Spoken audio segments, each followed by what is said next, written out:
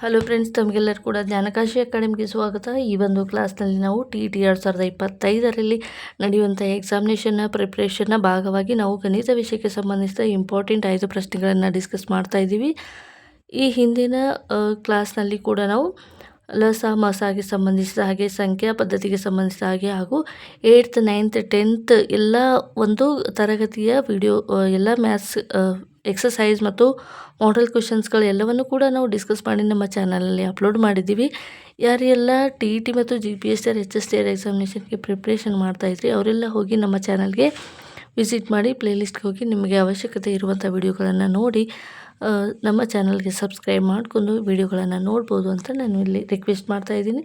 ಹಿಂದಿನ ಒಂದು ಕ್ಲಾಸ್ನಲ್ಲಿ ಲ ಸ ಅ ಮತ್ತು ಮ ಸ ಅಗೆ ಸಂಬಂಧಿಸಿದ ಹಾಗೆ ಮೊದಲ 8 ಪ್ರಶ್ನೆಗಳನ್ನು ಹಿಂದಿನ ಒಂದು ಕ್ಲಾಸ್ನಲ್ಲಿ ಡಿಸ್ಕಸ್ ಮಾಡಿದ್ದೀವಿ. ಇವಾಗ ಮುಂದುವರೆದು 9ನೇ ಪ್ರಶ್ನೆಯನ್ನು ಡಿಸ್ಕಸ್ ಮಾಡೋಣ. ಅದಕ್ಕೂ ಮುಂಚೆ ಈ ಚಾನಲ್ಗೆ ಹೊಸಬರಾಗಿದ್ದರೆ ಅಥವಾ ಇನ್ನೂ ಚಾನಲ್ಗೆ ಸಬ್ಸ್ಕ್ರೈಬ್ ಮಾಡದೆ ನೋಡ್ತಾ ಇದ್ದರೆ ದಯವಿಟ್ಟು ಸಬ್ಸ್ಕ್ರೈಬ್ ಮಾಡಿಕೊಳ್ಳಿ.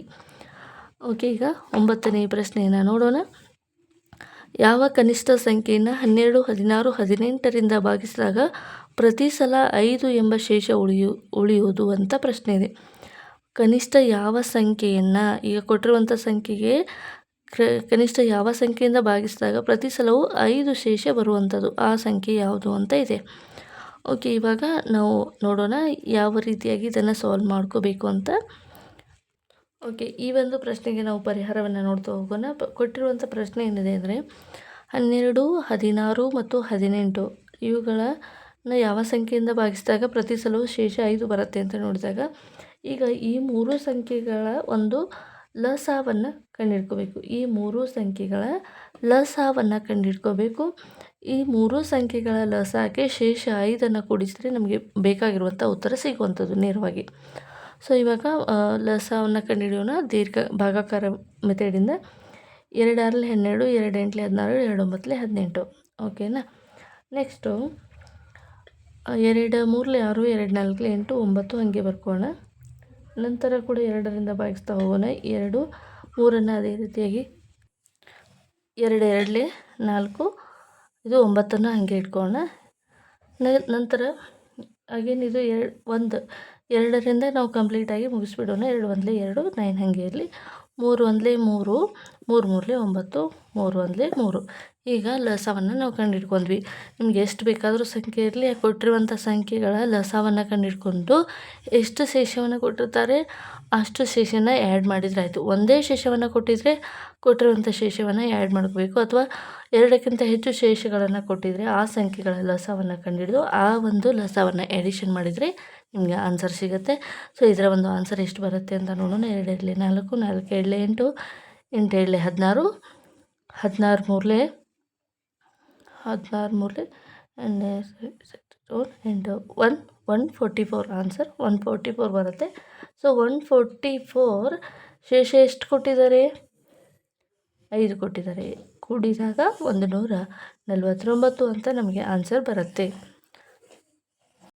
9ನೇ ಪ್ರಶ್ನೆ ಕೂಡ 8ನೇ ಪ್ರಶ್ನೆವರೆಗೆ 10ನೇ ಪ್ರಶ್ನೆಯ ರೀತಿಯಲ್ಲಿ 10ನೇ ಪ್ರಶ್ನೆ ಕೂಡ 9ನೇ ಪ್ರಶ್ನೆ ರೀತಿಯ ಸಿಮಿಲರ್ ಆಗಿದೆ. ಹಾಗಾಗಿ ನೀವು ಈ ಒಂದು ಪ್ರಶ್ನೆಯನ್ನು ನೀವೇ ಸೊಲ್ಯೂಷನ್ ಮಾಡಿ ಇದರ ಒಂದು ಉತ್ತರವನ್ನು ಕಮೆಂಟ್ ಬಾಕ್ಸಲ್ಲಿ ತಿಳಿಸಿ ಅಂತ ಹೇಳ್ತಾ ಇದ್ದೀನಿ. ಯಾವ ಕನಿಷ್ಠ ಸಂಖ್ಯೆಯನ್ನು ನೋಡಿ, ಗರಿಷ್ಠ ಅಂದಾಗ ಮಸಾವನ್ನು ಕಂಡುಹಿಡ್ಕೋಬೇಕು. ಎರಡು ಕಡೆಗೂ ಇಲ್ಲಿ ಕನಿಷ್ಠ ಇದೆ, ಇಲ್ಲಿ ಕನಿಷ್ಠ ಇದೆ. ಕನಿಷ್ಠ ಅಂದಾಗ ಲಸಾವನ್ನು ಕಂಡುಹಿಡ್ಕೋಬೇಕು. ಗರಿಷ್ಠ ಅಂದಾಗ ಏನು ಕಂಡುಹಿಡ್ಕೋಬೇಕು? ಲಸಾವನ್ನು. ಕನಿಷ್ಠ ಅಂದಾಗ ಲಸ ಅ. ಗರಿಷ್ಠ ಅಂದಾಗ ಮಸಾವನ್ನು ಕಂಡು ಹಿಡಿಯಬೇಕು. ಓಕೆ, ಇಷ್ಟನ್ನು ನೀವು ತಿಳ್ಕೋಬೇಕು. ನಂತರ ಇದರ ಉತ್ತರವನ್ನು ದಯವಿಟ್ಟು ಕಾಮೆಂಟ್ ಮಾಡಿ ತಿಳಿಸಿ. 11ನೇ ಪ್ರಶ್ನೆ ಇದೆ. 2 ಸಂಖ್ಯೆಗಳ ಅನುಪಾತ 3:4.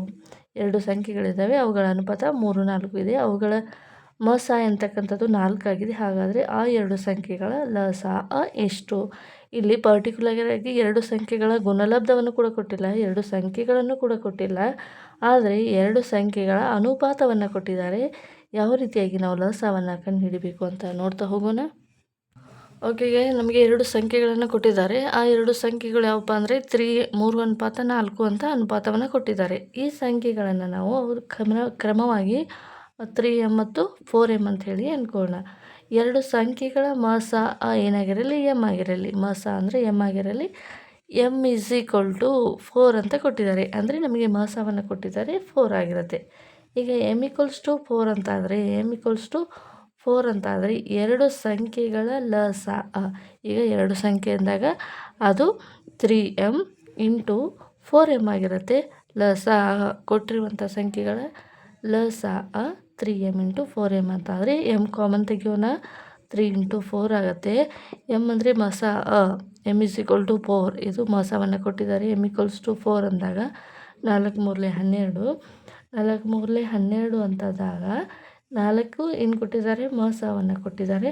12 ನಾಲ್ಕಲೆ 48, ನಮಗೆ ಬೇಕಾಗಿರುವಂಥ ಉತ್ತರ 48 ಆಗಿರುತ್ತೆ.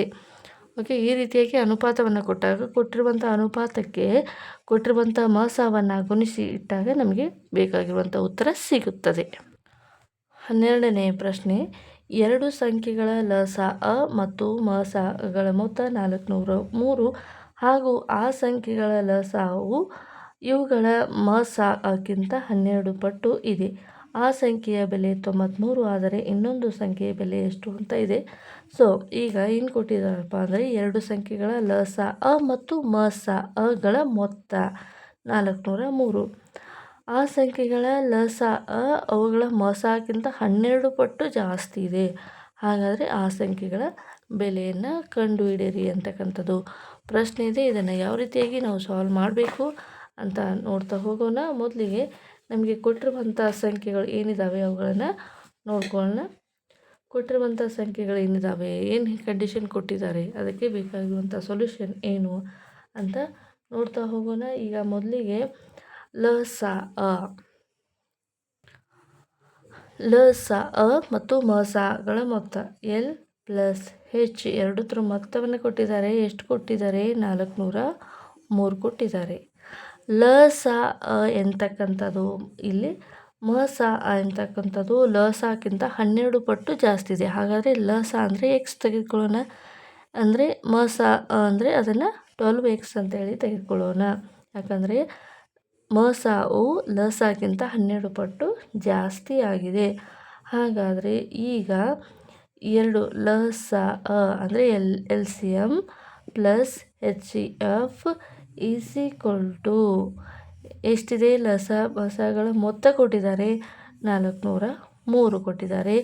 ಎಲ್ ಸಿ ಎಮ್ ಅಂದರೆ ಎಕ್ಸ್ ಆಗಿರುತ್ತೆ, ಎಚ್ ಸಿ ಎಫ್ ಅಂದರೆ 12x ಆಗಿರುತ್ತೆ, ಈಕ್ವಲ್ಸ್ ಟು 403. ಈಗ ಎರಡನ್ನು ಕೂಡಿಸೋಣ. 13x ಆಗುತ್ತೆ, is equal to 403, X equal to 403 divided by 13. 403 divided by 13 ಅಂತಂದಾಗ ಎಷ್ಟು ಬರುತ್ತೆ, ಈಗ 13ಇಂದ ಇದನ್ನು ಗುಣಿಸಿದಾಗ 13 ಟೆನ್ಸ್ ಎಷ್ಟಾಗುತ್ತೆ, 130 ಆಗುತ್ತೆ. ಓಕೆನಾ. 13 20s ಅಂತಂದಾಗ 100 ಪ್ಲಸ್ 130 ಅಂದಾಗ 0 6 260 ಆಗುತ್ತೆ. ಈಗ 13 3s ಮಾಡೋಣ, ಇದು ಎಷ್ಟಾಗುತ್ತೆ, 90 ಆಗುತ್ತೆ. ಸೊ ನಮಗೆ ಬೇಕಾಗಿರುವಂಥದ್ದು ಎಷ್ಟು, 403. 13 ಇಂಟು 30 ಅಂದಾಗ 390 ಆಯಿತು. ನಮಗೆ ಬೇಕಾಗಿರೋದು 403. ಇದಕ್ಕೆ ನಾನು ಅಗೇನ್ ಏನು ಮಾಡ್ತೀನಿ, 13 ಕೂಡಿಸ್ತೀನಿ. ಅಂದರೆ ಇದು ಎಷ್ಟಾಗುತ್ತೆ, 403 ಆಯಿತು. ಅಂದರೆ 13 31 403 ಅಂದಾಗ X is equal to 31. X equal to 31 ಅಂದರೆ ಇಲ್ಲಿ ಎಕ್ಸ್ ಅಂದರೆ ಏನಾಗಿತ್ತು, ಅದು ಲಸ ಆಗಿತ್ತು.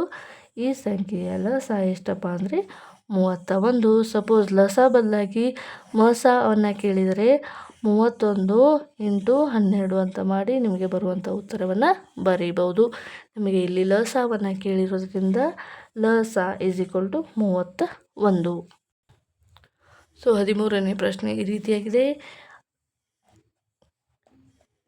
13ನೇ ಪ್ರಶ್ನೆ, ಎರಡು ಪೂರ್ಣಾಂಕಗಳ ಗುಣಲಬ್ಧ 1500 ಮತ್ತು ಅವುಗಳ ಮಸ 10 ಆದರೆ ಲಸ ಎಷ್ಟು ಅಂತ ಇದೆ. ಸೊ ಈ ರೀತಿಯಾಗಿರುವಂಥ ಪ್ರಶ್ನೆಗಳನ್ನು ಯಾವ ರೀತಿಯಾಗಿ ಸಾಲ್ವ್ ಮಾಡಬೇಕು ಅಂತ ನೋಡ್ಕೋತಾ ಹೋಗೋಣ. ಲಸ ಮತ್ತು ಮಸಗಳಿಗೆ ಸಂಬಂಧಿಸಿದಾಗೆ ನಮಗೆ ಇಂಪಾರ್ಟೆಂಟ್ ಆಗಿರುವಂಥ ಒಂದು ಸೂತ್ರ ಇದೆ. ಏನಂದರೆ ಯಾವುದಾದ್ರೂ 2 ಸಂಖ್ಯೆಗಳಿದ್ದರೆ ಅದನ್ನು ಎ ಅಂತ ತೆಗೆದುಕೊಳ್ಳೋಣ ಇಂಟು ಬಿ ಅಂತ ತೆಗೆದುಕೊಳ್ಳೋಣ to L C M into H C F. ಅಂದರೆ ಕೊಟ್ಟಿರುವಂಥ ಸಂಖ್ಯೆ ಎ ಆಗಿರಲಿ ಇಂಟು ಬಿ ಲ ಸ ಅ ಇಂಟು ಮ ಸ ಅ ಆಗಿರುತ್ತೆ. ಹಾಗಾದರೆ ಈ 2 ಸಂಖ್ಯೆಗಳ ಗುಣಲಬ್ಧವನ್ನು ಕೊಟ್ಟಿದ್ದಾರೆ 1500 ಅಂತ, ಮತ್ತು ಲ ಸವನ್ನು ನಾವೀಗೇನು ಮಾಡಬೇಕಾಗಿದೆ ಕಂಡುಹಿಡ್ಕೋಬೇಕಾಗಿದೆ. ಮ ಸವನ್ನು ಕೊಟ್ಟಿದ್ದಾರೆ 10 ಅಂತ. ಓಕೆನಾ. ಈಗ 1500 ಡಿವೈಡೆಡ್ ಬೈ ಇದು ಮಲ್ಟಿಪ್ಲಿಕೇಶನ್ ಇದೆ, ಈ ಕೆಳಗಡೆ ಬಂದರೆ ಡಿವಿಷನ್ ಆಗುತ್ತೆ. ಹಾಗಾಗಿ ಎಲ್ ಈಕ್ವಲ್ಸ್ ಇದು 0 cancel, L is equal to 150. ಅಂದರೆ ಈ 2 ಸಂಖ್ಯೆಗಳ ಗುಣಲಬ್ಧ 1500 ಆದರೆ ಮಸ 10 ಆದರೆ ಲಸ ಏನಾಗಿರುತ್ತೆ 150 ಆಗಿರುತ್ತೆ. ಸೊ ನೀವು ಈಸಿಯಾಗಿ ಇಷ್ಟನ್ನು ಸೂತ್ರ ಹಾಕಿ ಅಪ್ಲೈ ಮಾಡಿ ನೀವು ಅದನ್ನು ಕ್ಯಾಲ್ಕುಲೇಟ್ ಮಾಡೋಕ್ಕಿಂತ ಈಸಿಯಾಗಿರುವಂಥ ಮೆಥಡ್ ಏನಪ್ಪ ಅಂದರೆ ಟಿ ಟಿಯಲ್ಲಿ ನಿಮಗೆ ಮಲ್ಟಿಪಲ್ ಚಾಯ್ಸ್ ಕ್ವಶನ್ಸ್ಗಳು ಇರ್ತವೆ. ಹಾಗಾಗಿ ಈಸಿಯಾಗಿ ಯಾವ ರೀತಿಯಾಗಿ ಕಂಡುಹಿಡ್ಕೋಬೇಕಪ್ಪ ಅಂದರೆ, ಈಗ ನೋಡಿ ಈ 2 ಸಂಖ್ಯೆಗಳ ಗುಣಲಬ್ಧ ಮಸ ಮತ್ತು ಲಸಗಳ ಗುಣಲಬ್ಧಕ್ಕೆ ಸಮನಾಗಿರ್ತದೆ ಅನ್ನುವಂಥದ್ದು ಗೊತ್ತಿರಬೇಕು. ಈಗ 10ಕ್ಕೆ ಯಾವುದನ್ನು ಮಲ್ಟಿಪ್ಲಿಕೇಶನ್ ಮಾಡಿದ್ರೆ 1500 ಬರುತ್ತೆ 150. ಕೊಟ್ಟಿರುವಂಥ ಆಪ್ಷನನ್ನು ತೆಗೆದುಕೊಂಡು 10ಕ್ಕೆ ಯಾವ ಸಂಖ್ಯೆಯನ್ನು ಮಲ್ಟಿಪ್ಲಿಕೇಶನ್ ಮಾಡಿದ್ರೆ 1500 ಬರುತ್ತೆ ಅಂತ ನೋಡಿ ಈಸಿಯಾಗಿ ನೀವು ಫೈಂಡ್ ಔಟ್ ಮಾಡಿ ಆನ್ಸರನ್ನು ಬರಿಬೋದು.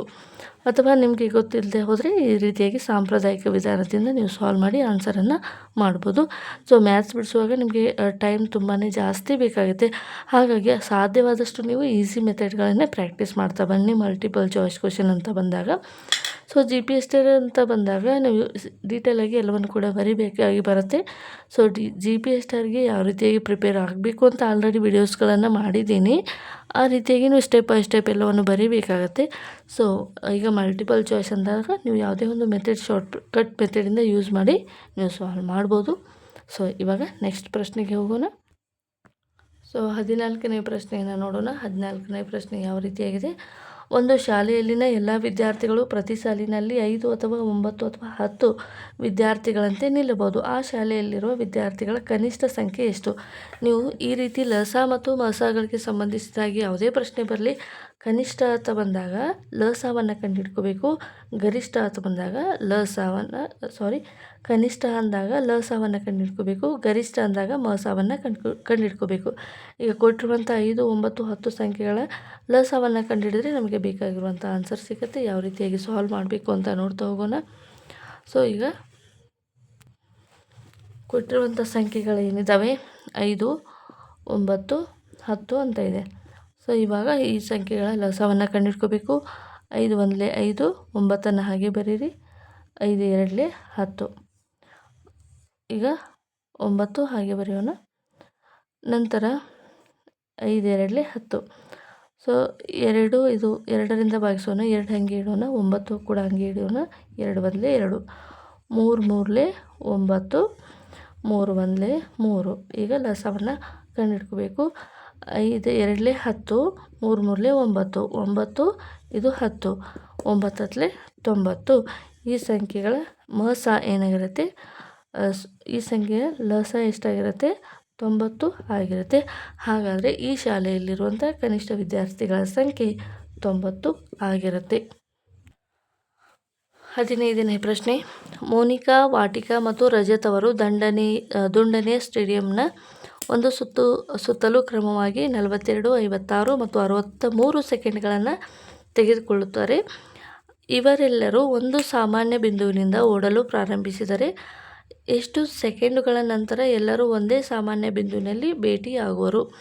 ಇದಕ್ಕೆ ಸಂಬಂಧಿಸಿದ ಹಾಗೆ ನಾವು ಸೊಲ್ಯೂಷನನ್ನು ನೋಡಬೇಕಾದ್ರೆ ಕೊಟ್ಟಿರುವಂಥ ಸಂಖ್ಯೆಗಳ ಏನು ಕಂಡುಹಿಡಬೇಕು, ಲಸವನ್ನು ಕಂಡುಹಿಡ್ಕೋಬೇಕು. ಕೊಟ್ಟಿರುವಂಥ ಸಂಖ್ಯೆಗಳು ಯಾವಿದ್ದಾವೆ 42, 56, 63. ಈ ಸಂಖ್ಯೆಗಳ ಲಸವನ್ನು ಕಂಡುಹಿಡ್ಕೋಬೇಕು.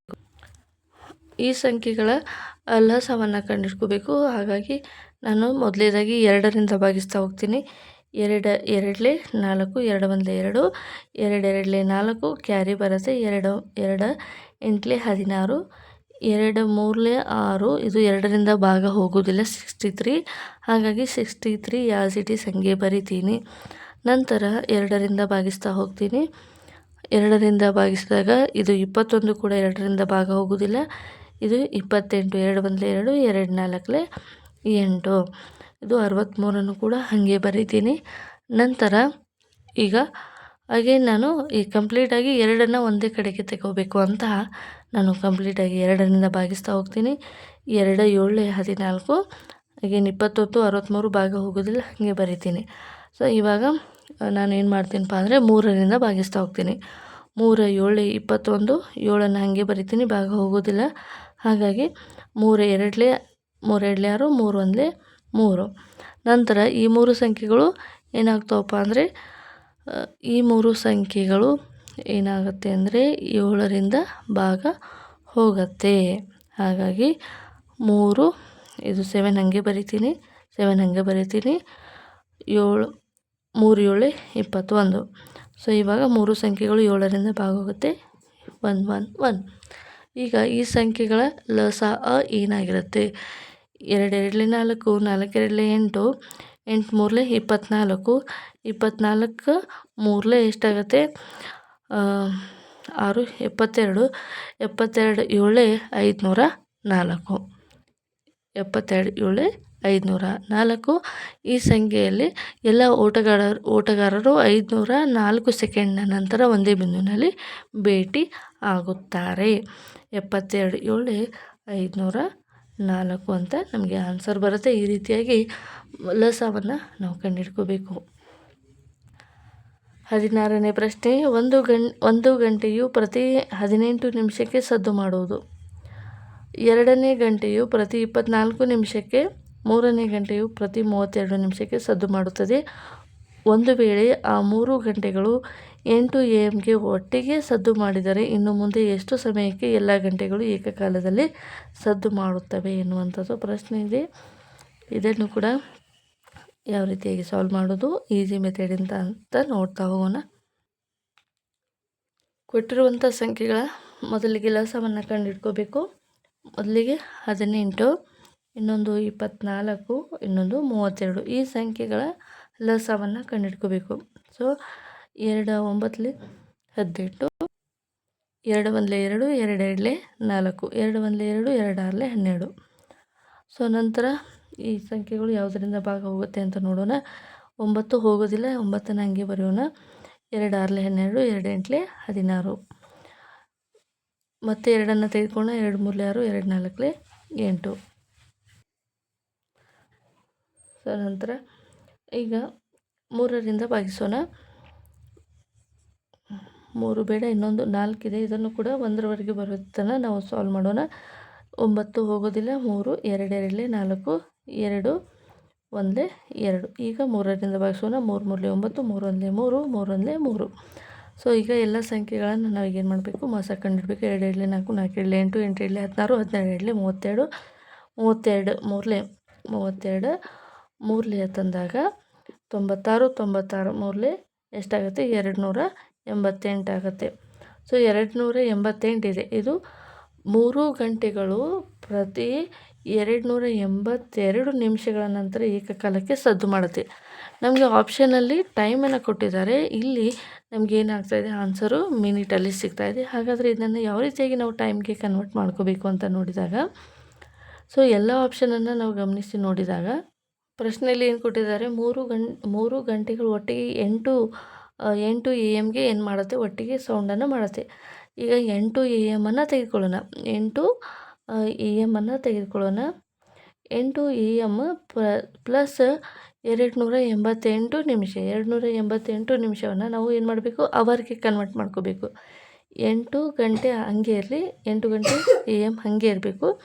ಪ್ಲಸ್ 288, 282 ನಾವು ಅವರ್ಗೆ ಕನ್ವರ್ಟ್ ಮಾಡ್ಕೋಬೇಕು. 1 ಅವರ್ ಅಂದರೆ 60 ಮಿನಿಟು, ಇನ್ನೊಂದು ಅವರ್ ಅಂದರೆ 60 ಮಿನಿಟು. 60 ಮಿನಿಟು 60 ಮಿನಿಟು 60 ಮಿನಿಟ್, ಎರಡನ್ನು ಕೂಡಿದಾಗ 120, ಎರಡನ್ನು ಕೂಡಿದಾಗ 120, 120 ಪ್ಲಸ್ 120 ಅಂದಾಗ ಅದು 240 ಆಯಿತು.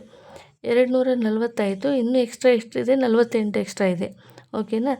ಈಗ 8 ಗಂಟೆ ಏನಿದೆ AM ಇದೆ, ಜೊತೆಗೆ ನಾವು ಎಷ್ಟು ಗಂಟೆಗಳನ್ನು ಕೂಡಿಸಿವಿ, 1 ಗಂಟೆ 2 ಗಂಟೆ 3 ಗಂಟೆ 4 ಗಂಟೆ ಅಂದಾಗ 60 plus 60 plus 60 plus 60 plus 60 plus ಎಷ್ಟು 48 ಆಯಿತು. ಇನ್ನೂ 88 ಆಗಬೇಕು. 88ಕ್ಕೆ 40ಕ್ಕೆ ಎಷ್ಟನ್ನು ಕೂಡಿಸಿದಾಗ 88 ಆಗುತ್ತೆ. 48 ಕೂಡಿಸ್ಬೇಕು. ಓಕೆನಾ. ಈಗ 8 ಗಂಟೆ AM ಜೊತೆಗೆ 1, 2, 3, 4 ಗಂಟೆ ಪ್ಲಸ್ 4 ಗಂಟೆ 48 ನಿಮಿಷ ಅಂದಾಗ ಇದು 8 + 4 ಎಷ್ಟಾಗುತ್ತೆ? 12 ಆಗುತ್ತೆ. 12 ಗಂಟೆ 48 ನಿಮಿಷ ತಂದಾಗ ಇದು ಎಷ್ಟು ನಾವು ಕನ್ವರ್ಟ್ ಮಾಡಿದಾಗ 48 ನಿಮಿಷನೇ ನಾವು ತಗೋಬೇಕು. 12 ಗಂಟೆ 48 AM ಸಮಯಕ್ಕೆ ಏಕಕಾಲಕ್ಕೆ ಇದು ಏನು ಮಾಡುತ್ತೆ? ಸದ್ದು ಮಾಡುತ್ತೆ. ಈ ರೀತಿಯಾಗಿ ನಾವು ಆನ್ಸರನ್ನು ಮಿನಿಟಲ್ಲಿ ಇರುವುದನ್ನು ಅವರಿಗೆ ಕನ್ವರ್ಟ್ ಮಾಡಿಕೊಂಡು ಆನ್ಸರನ್ನು ಕಂಡುಹಿಡಬೇಕು. ಸರಿಯಾದ ಉತ್ತರ 12 ಗಂಟೆ 48 AMಗೆ 3 ಗಂಟೆಗಳು ಒಟ್ಟಿಗೆ ಸಮಯವನ್ನು ಬೆಲ್ಲನ್ನು ಏನು ಮಾಡುತ್ತೆ? ಹೊಡೆಯುತ್ತೆ. ಈ ರೀತಿಯಾಗಿ ನಾವು ಸಾಲ್ವ್ ಮಾಡ್ಬೋದು. ಸೊ ನೆಕ್ಸ್ಟ್ ಪ್ರಶ್ನೆಯನ್ನು ನೋಡೋಣ. 17ನೇ ಪ್ರಶ್ನೆ. 5 ಗಂಟೆಗಳು 9, 6, 4, 10 ಮತ್ತು 8 ಸೆಕೆಂಡ್ಗಳಿಗೆ ಒಮ್ಮೆ ಸದ್ದು ಮಾಡುತ್ತವೆ. ಹಾಗಾದರೆ ಒಂದು ಗಂಟೆಯ ಅವಧಿಗೆ ಎಲ್ಲ 5 ಗಂಟೆಗಳು ಎಷ್ಟು ಸಾರಿ ಏಕಕಾಲದಲ್ಲಿ ಸದ್ದು ಮಾಡ್ತವೆ ಎನ್ನುವಂಥದ್ದು ಪ್ರಶ್ನೆ ಇದೆ. ಓಕೆ, ನಾವೀಗ ಯಾವ ರೀತಿಯಾಗಿ ಇದನ್ನು ಕಂಡುಹಿಡ್ಕೋಬೇಕಂದ್ರೆ ಕೊಟ್ಟಿರುವಂಥ ಎಲ್ಲ ಸಂಖ್ಯೆಗಳ ಲಸವನ್ನು ಕಂಡುಹಿಡ್ಕೋಬೇಕು. ಯಾವ ನಂಬರ್ಸ್ ಕೊಟ್ಟಿದ್ದಾರೆ? 6, 9, 6, 4, 10 ಮತ್ತು 8 ಈ ಎಲ್ಲ ಸಂಖ್ಯೆಗಳ ಲಸವನ್ನು ಕಂಡುಹಿಡ್ಕೋಬೇಕು. ಸೊ 2ರಿಂದ ಭಾಗಿಸ್ತಾ ಹೋಗೋಣ. ಮೊದಲಿಗೆ 9 ಭಾಗ ಹೋಗೋದಿಲ್ಲ. 2 ಮೂರಲೆ 6, 2 5 4, 2 5 10, 2 4 8. ಸೊ ಅಗೇನ್ ನಾನು 2ರಿಂದ ಭಾಗಿಸ್ತಾ ಹೋಗ್ತೀನಿ. 9 ಹೋಗೋದಿಲ್ಲ, 3 ಹೋಗೋದಿಲ್ಲ, 2 1 2, 2 2 4. ಅಗೇನ್ 2ರಿಂದ ಭಾಗಿಸ್ತೀನಿ. 3 1 5, 2 1 2. ಅಗೇನ್ ನಾನು ಈಗ 3ರಿಂದ ಭಾಗಿಸ್ತೀನಿ. 3 ಮೂರಲೆ 9, 3 1 3. ಇದು 5 ಭಾಗ ಹೋಗೋದಿಲ್ಲ, ಹಾಗೆ ಬರಿತೀನಿ. ನಂತರ 3 1 3, 5 ಭಾಗ ಹೋಗೋದಿಲ್ಲ, ಹಾಗೆ ಬರಿತೀನಿ. 5 1 5. ಓಕೆ, ಈಗ ಇವುಗಳ ಮೊಸವನ್ನು ಕಂಡುಹಿಡ್ಕೋಬೇಕಾದ್ರೆ 2 2 4, 4 2 8, 8 ಮೂರಲೆ 24, 24 ಮೂರಲೆ 24 ಮೂರಲೆ ಎಷ್ಟು ಬರುತ್ತೆ? 72 ಬರುತ್ತೆ. 72 5 360. 72 5 360. 360 ಅಂತ ಬಂದಿದೆ. ಈಗ ಇವುಗಳ ಮೊಸ ಅಂದರೆ ನಾವೀಗ ಆ ಒಂದು ಗಂಟೆ ನಂತರ ಏನಾಗುತ್ತೆ? 5 ಗಂಟೆಗಳು ಒಂದೇ ಸಾರಿಗೆ ಸದ್ದು ಮಾಡ್ತವೆ. ಹಾಗಾದರೆ ಎಷ್ಟು ಸಾರಿ ಸದ್ದು ಮಾಡುತ್ತೆ ಅಂತ ನೋಡೋದಾದರೆ ಟೋಟಲ್ ಅವಧಿ ಎಷ್ಟಪ್ಪ ಅಂದರೆ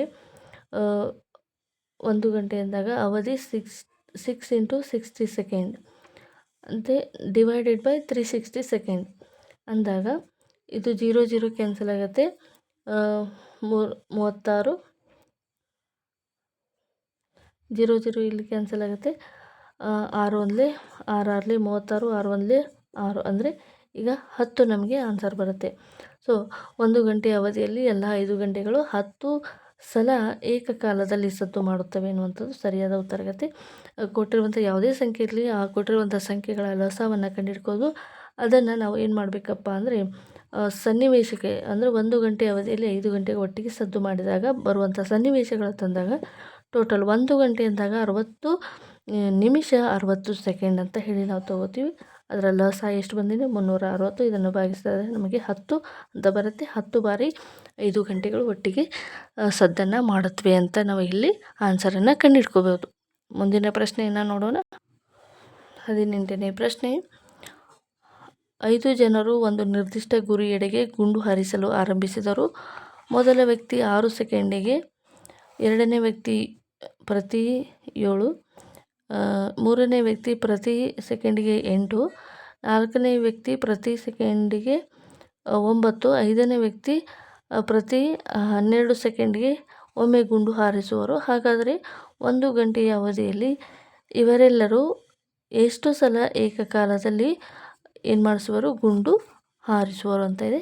ಈಗ ಏನಿದೆ ಕೊಟ್ಟಿರುವಂಥ ಸಂಖ್ಯೆಗಳ ಲಸವನ್ನು ಕಂಡುಹಿಡ್ಕೊಂಡು ನಾವು ಸಾಲ್ವ್ ಮಾಡ್ಬೋದು. ಓಕೆ, ಈ ರೀತಿಯಾಗಿ ಬೇರೆ ಬೇರೆ ಪ್ರಶ್ನೆಗಳು ಏಕಕಾಲದಲ್ಲಿ ಅಂತ ಬಂದಾಗ ನಾವು ಮೊದಲಿಗೆ ಏನು ಮಾಡಬೇಕು? ಕೊಟ್ಟಿರುವಂಥ ಸಂಖ್ಯೆಗಳ ಲಸವನ್ನು ಕಂಡುಹಿಡ್ಕೋಬೇಕು. ಯಾವ ಸಂಖ್ಯೆ ಇದ್ದಾವೆ? 6 ಸಲ, ಒಬ್ಬರು 6 ಸಲ, ಒಬ್ಬರು 7 ಸಲ, ಒಬ್ಬರು 8 ಸಲ, ಒಬ್ಬರು 9 ಸಲ, ಒಬ್ಬರು 12 ಸಲ ಅಂತ ಇದೆ. ಸೊ ಈ ರೀತಿಯಾಗಿ ಇವುಗಳ ಲಸವನ್ನು ನಾವು ಕಂಡುಹಿಡ್ಕೋಬೇಕು. ಮೊದಲಿಗೆ ನಾನು 2ರಿಂದ ಭಾಗಿಸ್ತೀನಿ. 2 ಮೂರಲೆ 6, 7 ಭಾಗ ಹೋಗೋದಿಲ್ಲ. 2 4 8, 9 ಭಾಗ ಹೋಗೋದಿಲ್ಲ. 2 6 12. ಅಗೇನ್ ನಾನು 2ರಿಂದ ಭಾಗಿಸ್ತೇನೆ. 3 ಭಾಗ ಹೋಗೋದಿಲ್ಲ, 7 ಭಾಗ ಹೋಗೋದಿಲ್ಲ. 2 2 4, 9 ಹಾಗಿರಲಿ, 2 3 6. ಈಗ ಅಗೇನ್ ನಾನು 2ರಿಂದ ಭಾಗ ಹೋಗಿಸ್ತೇನೆ. 1 3 9 ಭಾಗ ಹೋಗೋದಿಲ್ಲ, 3 ಭಾಗ ಹೋಗೋದು. ಈಗ 3ರಿಂದ ತೊಗೋತೀನಿ. 3 1 3, 7 ಭಾಗ ಹೋಗೋದಿಲ್ಲ, 1 ಹಾಗೆ ಇರಲಿ. 3 3 9, 3 1 3. ಅಗೇನ್ ನಾನು 3ರಿಂದ ತೆಗೆದುಕೋತೀನಿ. 3 1 3, 7 1 7. ಓಕೆ, ಈಗ ಎಲ್ಲವೂ ಕೂಡ ಆಯಿತು. ಈಗ ಲಸವನ್ನು ಕಂಡುಹಿಡ್ಕೋಬೇಕು. 2 2 4, 4 2 8, 8 3 24, 24 3 72, 72 7 504, 504 ಅಂತ ಬಂತು. ಸೊ ಈಗ ಎಷ್ಟು ಬಾರಿ ಏಕಕಾಲಕ್ಕೆ ಗುಂಡು ಹಾರಿಸಿದಾಗ ಎಷ್ಟು ಬಾರಿ ಸಲ ರದ್ದು ಮಾಡುತ್ತೆ, ಈ ಪ್ರೀವಿಯಸ್ ಕ್ವಶನನ್ನು ಕೂಡ ನೋಡಿದ್ರಿ. ಈ ರೀತಿಯಾದ ಪ್ರಶ್ನೆಗಳನ್ನು ಕೇಳಿದರೆ ನೀವೊಂದು ಸೂತ್ರವನ್ನು ಬರೀಬೇಕು. ಅವಧಿ ಡಿವೈಡೆಡ್ ಬೈ ಲಸ ಅಂತ ಬರೀಬೇಕು. ಅವಧಿ ಅಂದರೆ ಏನು ಅಂತ ನೋಡಿದಾಗ ಎಷ್ಟು ಅವಧಿ ಅಂದರೆ ಏಕಕಾಲಕ್ಕೆ ಅಂದರೆ ಒಂದೇ ಸಮಯ ಅಂದಾಗ 60 ನಿಮಿಷ 60 ಸೆಕೆಂಡು ಏಕಕಾಲ. ಬಂದಿರುವಂಥ ಲಸ 504 ಇದೆ. ಇದನ್ನು ಭಾಗಿಸಿದಾಗ ನಮಗೆ ಬರುವಂಥ ಆನ್ಸರ್ ಏನಾಗಿರುತ್ತೆ ಅಂದರೆ 50 ಡಿವೈಡೆಡ್ ಬೈ 7 ಬರುತ್ತೆ. ಇದನ್ನು ನಾವು ಮಿಕ್ಸ್ಡ್ ಫ್ರ್ಯಾಕ್ಷನ್ಗೆ ಕನ್ವರ್ಟ್ ಮಾಡಿದಾಗ 7 ಪೂರ್ಣಾಂಕ 1/7 ಅಂತ ಬರುತ್ತೆ. ಅಂದರೆ 1 ಗಂಟೆ ಕಾಲಾವಧಿಯಲ್ಲಿ ಎಲ್ಲವೂ ಏಕಕಾಲದಲ್ಲಿ 7 ಬಾರಿ ಏನು ಮಾಡುತ್ತೆ, ಒಂದೇ ಸಲಿಗೆ ಗುಂಡು ಹಾರಿಸುತ್ತಾರೆ ಎನ್ನುವಂಥದ್ದು ಇಲ್ಲಿ ಸರಿಯಾದ ಉತ್ತರ ಆಗಿದೆ. ಈ ಒಂದು ಪ್ರಶ್ನೆಗೆ ಸರಿಯಾದ ಉತ್ತರ 7 ಸಲ ಗುಂಡು ಹಾರಿಸುವರು. ಸೊ ಇವೆಲ್ಲ ಪ್ರಶ್ನೆಗಳು ಏನಿದಾವಪ್ಪ ಅಂದರೆ ಲಸಗಳಿಗೆ ಸಂಬಂಧಿಸಿದ ಪ್ರಶ್ನೆಗಳಾಗಿದ್ದಾವೆ. ಉಳಿದ ಇನ್ನೂ 3 ಪ್ರಶ್ನೆಗಳಿದ್ದಾವೆ. ಇವುಗಳನ್ನು ಯಾವ ರೀತಿಯಾಗಿ ಸಾಲ್ವ್ ಮಾಡಬೇಕು ಅಂತ ನೋಡೋದಾದರೆ, ಓರ್ವ ಮೇಜರ್ನು ತಮ್ಮ ಸೈನಿಕರು 10 15 18 ಸಾಲುಗಳಲ್ಲಿ ನಿಲ್ಲಿಸುವರು. ಅಲ್ಲದೆ ಇವರೆಲ್ಲರೂ ಕೂಡ ಒಂದು ಘನ ಚೌಕ ರೂಪದಲ್ಲಿ ನಿಲ್ಲಿಸೋದು. ಹಾಗಾದರೆ ಆ ಮೇಜರ್ ಅವರ ಬಳಿ ಇರುವ ಒಟ್ಟು ಸೈನಿಕರ ಕನಿಷ್ಠ ಸಂಖ್ಯೆ ಎಷ್ಟು ಅಂದಿದ್ದಾರೆ. ಈ 3 ಸಂಖ್ಯೆಗಳ ಲಸವನ್ನು ಕಂಡುಹಿಡಿದರೆ ಅದು ಏನಾಗಿರುತ್ತೆ, ಲಸ ಸಿಕ್ಕರೆ ಕನಿಷ್ಠ ಅಂದಾಗ ನಿಮಗೆ ನೆನಪಿರಬೇಕು ಲಸವನ್ನೇ ಕಂಡುಹಿಡ್ಕೋಬೇಕು. 10 15 18 ಈ ಸಂಖ್ಯೆಗಳ ಲಸವನ್ನು ಕಂಡುಹಿಡಿದರೆ ನಿಮಗೆ ಆನ್ಸರ್ ಸಿಗುವಂಥದ್ದು. ನೆಕ್ಸ್ಟ್ 20ನೇ ಪ್ರಶ್ನೆ. ಒಂದು ಶಾಲೆಯಲ್ಲಿ 408 ಹುಡುಗರು 312 ಹುಡುಗಿಯರಿದ್ದಾರೆ. ಪ್ರತಿ ತರಗತಿಯಲ್ಲಿ ಹುಡುಗರು ಮತ್ತು ಹುಡುಗಿಯರು ಮಾತ್ರ ಒಳಗೊಂಡಂತೆ ಸಮ ಸಂಖ್ಯೆಯ ವಿದ್ಯಾರ್ಥಿಗಳು ಇರುವಂತೆ ವಿಭಿನ್ನ ವಿಭಾಗಗಳಾಗಿ ವಿಭಜಿಸಿದರೆ ಎಷ್ಟು ವಿಭಾಗದಲ್ಲಿ ರಚನೆಯಾಗುತ್ತವೆ. ಸೊ ಈ ಒಂದು ಪ್ರಶ್ನೆಗೆ ಏನು ಮಾಡಬೇಕಪ್ಪ ಅಂದರೆ ನಾವು ಲಸ ಬದಲಾಗಿ ಮಸವನ್ನು ಕಂಡುಹಿಡ್ಕೋಬೇಕು. ಮಸವನ್ನು ಕಂಡಿದ್ರೆ ಆ ಮಸ ಆನೆ ನಮ್ಮ ಏನಾಗುತ್ತೆ ಉತ್ತರ ಆಗಿರುತ್ತೆ. ಮಸವನ್ನು ಯಾವ ರೀತಿಯಾಗಿ ಕಂಡುಹಿಡ್ಕೋಬೇಕು ಅಂತ ನೋಡೋದಾದರೆ, ಮಸವನ್ನು ನಾವು 2 ವಿಧಾನದಲ್ಲಿ ಕೂಡ ಕಂಡುಹಿಡಿಬೋದು. ಒಂದು ದೀರ್ಘ ಭಾಗಾಕಾರ ವಿಧಾನದಿಂದ, ಇನ್ನೊಂದು ಭಾಗಾಕಾರ ವಿಧಾನದಿಂದ ಕಂಡುಹಿಡ್ಕೋಬೇಕು. 312 408 ಈ 2 ಸಂಖ್ಯೆಗಳ ಮಸವನ್ನು ಕಂಡುಹಿಡ್ಕೋಬೇಕು. ಮೊದಲನೇದಾಗಿ ಬಿಡಿ ಸ್ಥಾನದಲ್ಲಿ 2 ಇರೋದ್ರಿಂದ ನಾನು 2ರಿಂದ ಭಾಗಿಸ್ತಾ ಹೋಗ್ತೀನಿ. 2 1 2, 1 ಕ್ಯಾರಿ ಬರುತ್ತೆ. 2 5 10, 1 ಕ್ಯಾರಿ ಬರುತ್ತೆ. 2 6 12, 2 2 4, 0 2 4 8. ಹಾಗೆ ನಾನು 2ರಿಂದ ಭಾಗ ಹೋಗಿಸ್ತೇನೆ. ಅಂದರೆ 2 ಸಂಖ್ಯೆಗಳು ಒಂದೇ ಸಂಖ್ಯೆಯಿಂದ ಭಾಗ ಎಲ್ಲಿ ತನಕ ಹೋಗುತ್ತೆ ಅಲ್ಲಿ ತನಕ ನೀವು ಭಾಗಿಸ್ತಾ ಹೋಗಬೇಕು. ಸೊ 2 7 14, 1 ಕ್ಯಾರಿ ಬರುತ್ತೆ. 2 8 16, 2 7 14, 14 ಇಲ್ಲಿ 15 ಇದೆ. 14 ಅಂದಾಗ 15ರಲ್ಲಿ 14 ಅಂದಾಗ 1 ಕ್ಯಾರಿ ಬರುತ್ತೆ. ಇದು 16 ಆಗುತ್ತೆ. 2 8 16, 2 1 2, 2 2 4. ಅಗೇನ್ 2 3 6, 1 ಕ್ಯಾರಿ ಬರುತ್ತೆ. 2 9 18, 2 5 10, 2 1 2. ಸೊ ಇವಾಗ ಈ ಸಂಖ್ಯೆಗಳನ್ನು ನಾನು ಭಾಗಿಸ್ತಾ ಹೋದಾಗ 2 ಸಂಖ್ಯೆಗಳು ಯಾವ ಸಂಖ್ಯೆಯಿಂದ ಭಾಗ ಹೋಗುತ್ತೆ ಅಂತ ನೋಡ್ಕೊತ ಹೋಗೋಣ. ಇದು 3ರಿಂದ ಭಾಗ ಹೋಗುತ್ತೆ. 3 1 3, 3 3 9, 3 1 3 ಅಂದರೆ ಇಲ್ಲಿ 3 ಅಂದಾಗ 5ರಲ್ಲಿ 3ನ್ನು ಮೈನಸ್ ಮಾಡಿದ್ರೆ 2 ಬರುತ್ತೆ. ಇದು ಕ್ಯಾರಿ 21 ಆಗುತ್ತೆ. 2 7 2 7 21, ಸಾರಿ 3 7 21. ಈಗ 13 ಮತ್ತು 17 ಎರಡೂ ಕೂಡ ಪ್ರೈಮ್ ನಂಬರ್ ಇದ್ದಾವೆ, ಅವಿಭಾಜ್ಯ ಸಂಖ್ಯೆಗಳಿದ್ದಾವೆ. ಹಾಗಾಗಿ ಈಗ ನಮಗೆ ಬೇಕಾಗಿರುವಂಥದ್ದು ಮ ಸ ತಂದಾಗ ಯಾವುವು ಸಾಮಾನ್ಯ ಮಹತ್ತಮ ಸಾಮಾನ್ಯ ಅಪವರ್ತನಗಳನ್ನು ಮಾತ್ರ ನಾವು ಮಸ ಅಂತ ಹೇಳಿ ಕರಿತೀವಿ. ಹಾಗಾಗಿ ಇಲ್ಲಿ 2 2 4, 4 2 8, 8 3 24 ಈ ಸಂಖ್ಯೆಗಳ ಸ ಎಷ್ಟು ಬರ್ತಾ ಇದೆ, 24 ಬರ್ತಾ ಇದೆ. ಹಾಗಾದರೆ ಈ ಒಂದು ತರಗತಿಯಲ್ಲಿ ಸಮಸಂಖ್ಯೆಗಳು ಹುಡುಗರು ತಂದಾಗ 400 ಎಂಟಿದ್ದಾರೆ. ಮೊಸ ಎಷ್ಟು ಬಂತು? 24 ಬಂತು. ಹುಡುಗರು ಎಷ್ಟಿದ್ದಾರೆ? 408 ಇದ್ದಾರೆ. 408ಕ್ಕೆ ನಮಗೆ ಬಂದಿರುವಂಥ ಮೊಸ ಎಷ್ಟಿದೆ? 24 ಇದೆ. 24 408ನ್ನು 24ರಿಂದ ಭಾಗಿಸಿದಾಗ ನಮಗೆ ಬರುವಂಥ ಆನ್ಸರು 17. ಅದೇ ರೀತಿಯಾಗಿ 312ಕ್ಕೆ 24ರಿಂದ ಭಾಗಿಸಿದಾಗ ಬರುವಂಥ ಆನ್ಸರ್ ಎಷ್ಟಪ್ಪ ಅಂದರೆ 13. ಹಾಗಾದರೆ ಈ ಒಂದು ಶಾಲೆಯಲ್ಲಿ ತರಗತಿಯಲ್ಲಿ ಒಟ್ಟು ಎಷ್ಟು ವಿಭಾಗಗಳಿದ್ದಾವೆ ಅಂತ ನೋಡೋದಾದರೆ, ಈಗ ಹುಡುಗರ ವಿಭಾಗಗಳು 17 ಆಯಿತು, ಹುಡುಗಿಯರ ವಿಭಾಗ 13 ಆಯಿತು. ಎರಡನ್ನು ಕೂಡಿಸಿದಾಗ 30. ನಮಗೆ ಬೇಕಾಗಿರುವಂಥ ಆನ್ಸರ್ ಎಷ್ಟಪ್ಪ ಅಂದರೆ 30. 21ನೇ ಪ್ರಶ್ನೆ, ಓರ್ವ ಆಫೀಸರನ್ನು ಗರಿಷ್ಠ ದೈನಂದಿನ ವೇತನದ ಆಧಾರದ ಮೇಲೆ ಒಟ್ಟು 4,956 ರೂಪಾಯಿಗಳಿಗೆ ಗುತ್ತಿಗೆ ರೂಪದಲ್ಲಿ ನೇಮಕ ಮಾಡಲಾಯಿತು. ಆದರೆ ಆಫೀಸರ್ ಅವರು ಕೆಲವು ದಿನ ಗೈರು ಇದ್ದ ಕಾರಣ ಅವರಿಗೆ 3,894 ರೂಪಾಯಿಗಳನ್ನು ಪಾವತಿಸಲಾಯಿತು. ಹಾಗಾದರೆ ಆಫೀಸರ್ಗಳು ಎಷ್ಟು ದಿನ ಗೈರು ಇದ್ದರು ಅಂತ ಇದೆ. ಸೊ ಇವಾಗ ಎರಡು ಸಂಖ್ಯೆಗಳ ಮೊಸವನ್ನು ಕಂಡುಹಿಡ್ಕೋಬೇಕು. 4,956, 3,894 2 ರೂಪಾಯಿಗಳ ಮೊಸವನ್ನು ಕಂಡುಹಿಡ್ಕೋಬೇಕು. ಬಂದಿರುವಂಥ ಮೊಸವನ್ನು ಎರಡು ಸಂಖ್ಯೆಗಳಿಗೂ ಭಾಗಿಸಬೇಕು. ಎರಡು ಸಂಖ್ಯೆಗಳಿಗೂ ಭಾಗಿಸಿದಾಗ ನಮಗೆ ಅದರ ದಿನಗಳು ಸಿಗುತ್ತೆ. ಈಗ ಯಾವ ರೀತಿಯಾಗಿ ಈ ಪ್ರಶ್ನೆಯನ್ನು ಸಾಲ್ವ್ ಮಾಡಿದ್ರಿ ಅದೇ ರೀತಿಯಾಗಿ ಇದೇ ಒಂದು ಪ್ರಶ್ನೆಯನ್ನು ಸಾಲ್ವ್ ಮಾಡಬೇಕು. ಸಾಲ್ವ್ ಮಾಡಿದಾಗ ನಿಮಗೆ ದಿನಗಳ ಸಂಖ್ಯೆ ಸಿಗುತ್ತೆ. ನಿಮಗೆ ಎಷ್ಟು ಈ ಒಂದು ಪ್ರಶ್ನೆಗೆ ಉತ್ತರ ಸಿಗುತ್ತೆ ಅಂತ ಕಮೆಂಟ್ ಬಾಕ್ಸಲ್ಲಿ ತಿಳಿಸಿ. ಇಷ್ಟೊತ್ತು ಈ ಒಂದು ವಿಡಿಯೋನ ನೋಡೋದಕ್ಕೆ thank you so much. TET maths ವಿಷಯಕ್ಕೆ ಸಂಬಂಧಿಸಿದ, ಸೈನ್ಸ್ ವಿಷಯಕ್ಕೆ ಸಂಬಂಧಿಸಿದ ಇನ್ನಷ್ಟು ಇಂಟ್ರೆಸ್ಟಿಂಗ್ ಆಗಿರುವಂಥ ಘಟಕಗಳು, ಚಾಪ್ಟರ್ಗಳು ಸಿಲೆಬಸ್ಗೆ ತಕ್ಕಂತೆ ನಾವು ಸಾಲ್ವ್ ಮಾಡ್ತಾ ಹೋಗ್ತೀವಿ, ಚಾನಲಲ್ಲಿ ಅಪ್ಲೋಡ್ ಮಾಡ್ತಾ ಹೋಗ್ತೀವಿ. ಈ ರೀತಿಯಾದ ವಿಡಿಯೋಗಳಿಗಾಗಿ ನಮ್ಮನ್ನು ಸಪೋರ್ಟ್ ಮಾಡ್ತಾ, ನೀವು ಕೂಡ ಇದರಿಂದ ಉಪಯೋಗವನ್ನು ತೆಗೆದುಕೊಳ್ತಾ ನಮ್ಮ ಚಾನಲನ್ನು ಸಬ್ಸ್ಕ್ರೈಬ್ ಮಾಡಿಕೊಂಡು ನೋಡ್ತಾ ಬನ್ನಿ. Thank you so much.